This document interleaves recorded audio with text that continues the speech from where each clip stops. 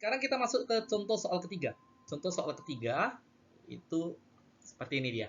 Perhatikan gambar di atas. Kita perhatikan ya.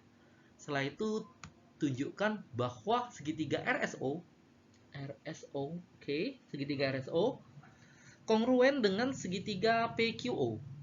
Oke, ini kongruen katanya ya. Oke, sekarang kita buktikan dulu nih yang pertama nih. Nah, yang B kan hitunglah panjang OS, SR, OR digambar di atas. Itu gampang. Yang penting kita buktikan dulu bahwasanya segitiga tersebut kongruen. Ya. Nah, oke. Yang pertama, panjang OS itu sama dengan panjang OQ. Ya, sisinya sama ya, sama panjang ya. Jadi kalau OS panjangnya sisinya sama dengan OQ. Next, sudutnya ini nih, sudut Q ini itu sama dengan sudut S di sini. Sama ya. Karena sama-sama siku-siku berarti 90 derajat nih. Ini 90 derajat, ini juga 90 derajat. Nah, jadi Bapak sudah dapat satu sisi, satu sudut.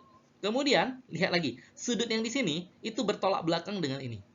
Sudut O yang di sini itu bertolak belakang dengan ini. Ya, bertolak belakang ya. Jadi, kita dapat sudut, sisi, sudut. Sudut, sisi, sudut. Jadi, memenuhi syarat ketiga. Sudut, sisi, sudut. Itu jawaban yang pertama. Penyelesaian soal di samping adalah segitiga tersebut memenuhi syarat terdapat satu sisi yang bersesuaian sama panjang. Nah, itu adalah OQ dengan OS sama panjang ya.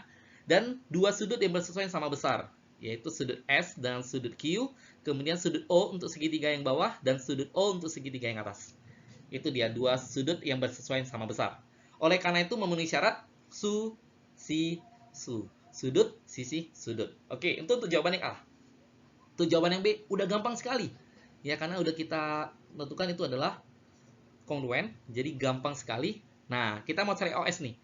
OS tadi kan panjangnya sama dengan OQ. Tentu dong, jawabannya 3 cm, karena OQ itu 3 cm.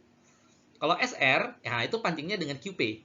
Sama dong, atau PQ sama-sama 4 cm. Lantas, gimana cari OR ya? Untuk OR, itu sisi miring, hipotenusanya. OP juga sisi miring. Ya, OP sisi miring untuk segitiga OQP, sedangkan OR sisi miring untuk segitiga OSR. Nah, kalau katanya mencari sisi miring, kita pakai gunakan rumus Pitagoras. Kita menggunakan rumus Pitagoras. Apa bunyi rumus Pitagoras? Sisi miring itu nilainya sama dengan akar sisi-sisi kuadrat lainnya. Nah, jadi kalau seperti itu, jadi sisi-sisi lainnya dulu kita kuadratkan, kemudian kita jumlahkan. Nah, OS tadi nilainya 3, SR nilainya 4. Nah, jadi di sini OR sama dengan PQ sama dengan akar 3 kuadrat tambah 4 kuadrat, berarti nilainya akar 9 tambah 16, yaitu akar 25, dan akar 25 nilainya adalah 5 cm. Terjawab sudah, OS nilainya 3 cm, SR nilainya 4 cm, dan OR nilainya 5 cm. Demikian untuk soal ketiga, bangun kongruen. Gimana? Cukup gampang kan?